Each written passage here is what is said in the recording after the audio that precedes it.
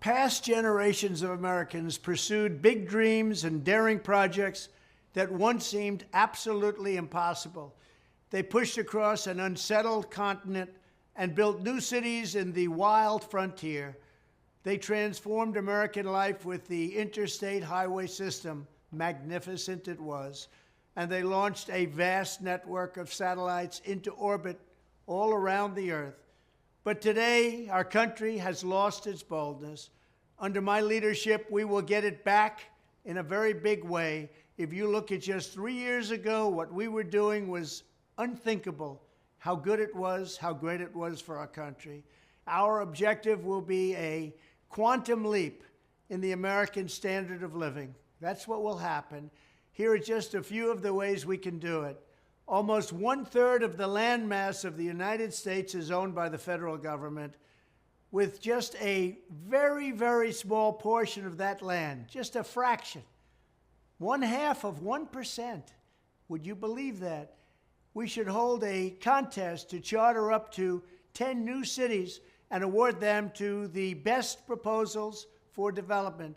In other words, we'll actually build new cities in our country again. These freedom cities will reopen the frontier, reignite American imagination, and give hundreds of thousands of young people and other people, all hardworking families, a new shot at home ownership and, in fact, the American dream. Another big opportunity is in transportation. Dozens of major companies in the United States and China are racing to develop vertical takeoff and landing vehicles for families and individuals. Just as the United States led the automotive revolution in the last century, I want to ensure that America, not China, leads this revolution in air mobility. These breakthroughs can transform commerce, bring a giant infusion of wealth into rural America, and connect families and our country in new ways. Likewise, through our Strategic National Manufacturing Initiative, which is going to be very big and very, very successful, we will turn forgotten communities into hives of industry, producing the goods we will no longer import from China. We will also have a major initiative on lowering the cost of living with a special focus on lowering the cost of a new car and lowering the cost to build a single-family home. And they will be beautiful homes. And I will ask Congress to support baby bonuses for young parents to help launch a new baby boom. Welcome to the Crypto Teacher. And you know I come back with that video just to make you think. Don't forget to like and subscribe to the channel. And guys, we have Trump speaking about the fourth industrial revolution. And we know he doesn't write these speeches, guys. Flying cars, 10 freedom cities, funding the baby boom. And we know this is all about the digital transformation. And we know the masses are listening to this wondering what Trump is talking about. Remember, Trump and Biden are going to use the Hegelian dialectic to get the masses moved over to the fourth industrial revolution. Whether he becomes president or not, it doesn't matter. He has a very big following, so he'll be able to set up the older generation to get them moved over. And then, guys, we have Silvergate, supposed to be collapsing, but the stock goes up on all this bad news. It did pull back after hours when it stated it was going to cut its crypto payments network. But, guys, remember, you're watching a movie, and now Tether all of a sudden pops back up again. And we know they always come in with old news, something that they knew all along. Now it says back in 2018, crypto companies behind Tether used falsified documents and shell companies to get bank accounts. And guys, we know if anything happens to Tether, that would kill the liquidity for crypto. And we know crypto would tank. Now, guys, we have Jerome back in the House. March 8th, he's going to be testifying at the House Financial Services Committee. And guys, we know it's a week before they raise rates. And we know why they're doing this, to settle the economy down. But if you look at everything wrong in the economy, you know you can point the finger at the Fed. The inflation, the supply chain, housing prices. It all leads back to the Fed. Why?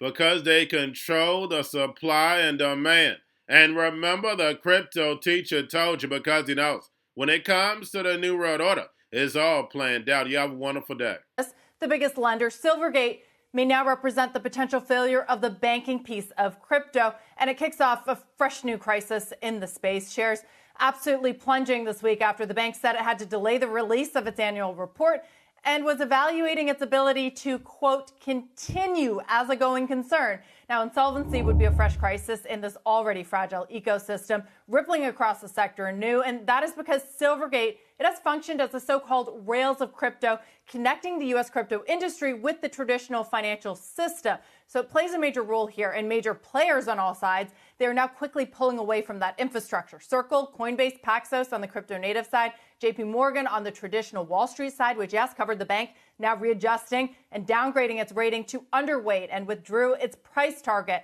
This all raises the question yet again, how many more dominoes are there to fall in the crypto space, and how much more money can be lost? Well, still a lot. One corner that I have watched and questioned very closely over the years is stablecoins. Its entire value is derived from confidence, a belief that one Circle or one Tether, one USDC or one UST is worth $1. Now, amid the many crises of confidence in crypto, Tether, take a look. This is the largest stablecoin by market cap, some $70 billion.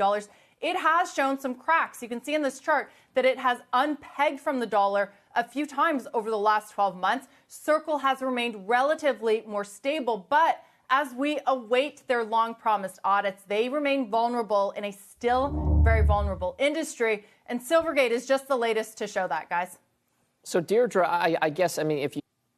Well, again, I point back to stablecoins. These are essentially money market funds, and they hold huge amounts of short-term debt and treasury. So if they fail, that is generally pointed to as the black swan of the industry that could actually, you could see these ripple effects in the traditional financial system because they are so integrated. But again, we don't really know the full extent. They have remained relatively stable, but there are huge questions. There was even a piece in the Wall Street Journal today looking at some of the untoward practices that Bitfinex, the company that owns Tether, has engaged in over the years. We know that it's under investigation by the Department of Justice. So this is certainly one to look at that is more integrated than any of the things I mentioned into the traditional financial system. I think it's about a year ago they began the rate rises, and it's now 4.5% to 4.75% in a year.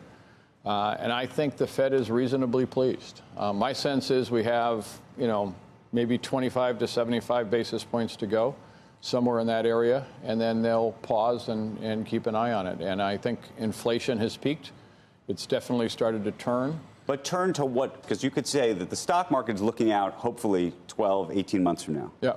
I can make an argument about that. Today, though, you talk to people in the shipping business even. They say, look, there's not nearly as many boxes coming off the... Any of the rate sensitive. You know what I'm saying? We wanted the economy to slow down. We needed to get interest rates up. I mean, was it a normal world for 14 years of zero interest rates? I mean, that was in essence, to feed the monster here. It was the public sector excess of zero interest rates for 14 years creates bad decisions. Right. And it also is a stimulus that we have to pay back. We're going to a different economy, and we're going to be learning more about that as we go. But clearly, we're learning that things can be done from remote locations. We're learning that technology can replace people even more than we thought. We're not going back to the same economy. We're recovering, but to a different economy, and it'll be one that is more leverage to technology, and I worry that is going to make it even more difficult than it was for many workers. In Silicon Valley, and my friends who work in technology know that what we did to the manufacturing workers, we are now going to do to the retail workers, the call center workers, the fast food workers, the truck drivers, and then even bookkeepers, accountants, insurance agents, lawyers, and on through the economy. So what happened to the manufacturing workers is a very clear sign. And so we'll import Chinese-based CBDC technology. So it's going to be CBDC in a box provided to you by the People's Bank of China. Cryptoteacher and the New World Order book, plus the 3 kids books. It's time to re-educate. Also, new to cryptos, Coinbase, Bitrue, Binance. Do not forget book links and crypto links are in the description. The stock channel, guys. Don't forget to go like, subscribe, spread everywhere. You have your Kobo, your chip stocks, your banking, your gaming. While everybody's sitting at home, get on stocks, the Seaver, the biotech stocks. And while everybody's at home wishing They were still getting that free money. What are they doing? Drinking and smoking weed. Don't forget about those stocks, and you have a wonderful day. The most powerful person in the world is the storyteller. The storyteller sets the vision, values, and agenda of an entire generation to come. Steve Jobs. And guys, you know I truly believe in this. When you look at the New World Order, they're the storytellers. And that's the reason why I wrote my New World Order book. But guys, now it's time to change the current generation. And I wrote 3 kids' books. You know, I love the Trinity because I understand the power that's in it. So I have 3 books. We have an opportunity to change the generation, to educate, not just me, but I want to show you that I take action on a daily basis. And I want you to take action on a daily basis. Whether it's your job, whether it's in your community, we have an opportunity right now to educate the masses. I posted this on my Twitter account. Please share, but this is a short clip of the 3 books. There's going to be a clothing line and action figures. Please get these books for your kids, nephews, cousins, friends, so therefore we can start the re-education now. Because as we see, the 4th Industrial Revolution foundation is definitely here. Robots, algorithms, drones, taking humanity out the picture. We have to re-educate. But let's get into the video. Part 1. King Joshua and Grandma Tam save the village. Part 2. King Joshua and Grandma Tam save New York from COVID-33. Part 3. King Joshua and Grandma Tam goes to China. It's mandatory to get part 1, part 2, and part 3 of this series. It's time to re-educate Generation Z.